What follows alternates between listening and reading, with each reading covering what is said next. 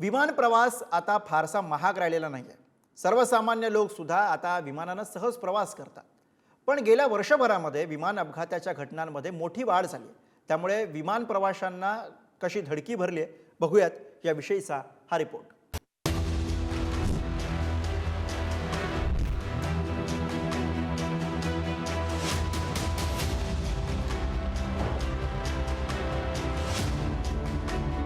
दक्षिण कोरियात रविवारी सकाळी झालेल्या विमान अपघाताची ही दृश्य. मुआन आंतरराष्ट्रीय विमानतळावर द जेजू एअर विमान कंपनीचं विमान धावपट्टीवरून घसरलं आणि थेट भिंतीवर आदळलं. बँकॉककडून परत येत असलेल्या या विमानात 181 प्रवासी होते. त्यापैकी 179 प्रवाशांचा या अपघातात मृत्यू झालाय, तर विमानातील 2 कर्मचाऱ्यांना विमानाच्या ढिगाऱ्यातून वाचवण्यात यश आलंय. विमानाच्या पंख्याला पक्ष्यानं धडक दिल्यानं ही भयंकर विमान दुर्घटना झाल्याचं सांगितलं जातंय. दक्षिण कोरियाच्या दुर्घटनेत 2024 सालची सांगता झाली, मात्र गेल्या वर्षभरात झालेला हा काही पहिलाच अपघात नाही. यावर्षी 8 मोठ्या विमान दुर्घटनांनी जग हादरलंय. 2024 मध्ये 8 मोठे विमान अपघात. 24 जानेवारी रशियन लष्करी विमानाला अपघात, 74 जण ठार.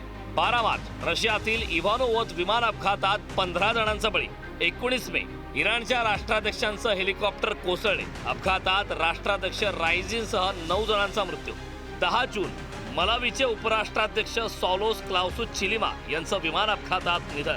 24 जुलै नेपाळच्या काठमांडूत प्रवासी विमान कोसळून 18 जणांचा मृत्यू. 9 ऑगस्ट ब्राझीलमध्ये विमान अपघातात 62 जणांचा बळी. 25 डिसेंबर कझाकिस्तानमध्ये झालेल्या विमान अपघातात 38 जणांनी गमावला जीव. 29 डिसेंबर दक्षिण कोरियाच्या मुआनमध्ये विमान दुर्घटनेत 179 जणांचा मृत्यू. या 8 विमान अपघातांमध्ये तब्बल 402 प्रवाशांना जीव गमवावा लागला. या विमान दुर्घटना वाढण्याची कारणं काय यावरती नजर टाकूया. का वाढल्या विमान दुर्घटना? खराब हवामान, पक्ष्यांची धडक, तांत्रिक बिघाड, पायलट आणि क्रू मेंबरची चूक, विमान कंपन्यांचा हलगर्जीपणा, एअर ट्रॅफिक कंट्रोलमध्ये गडबड.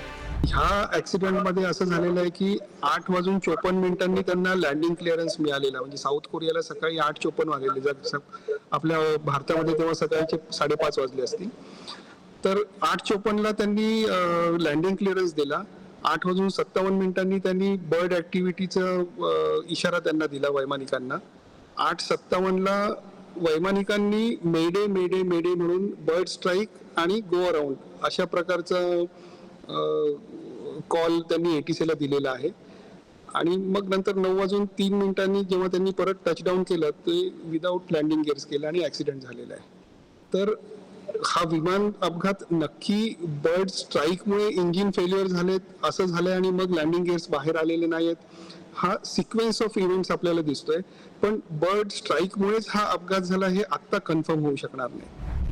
त्यामुळे आता विमान प्रवास करताना प्रवाशांना जीव मुठीत धरूनच जावं लागतं. विमान प्रवास सुरक्षित व्हावा यासाठी मानवी आणि तांत्रिक चुका सुधारण्याची गरज आहे.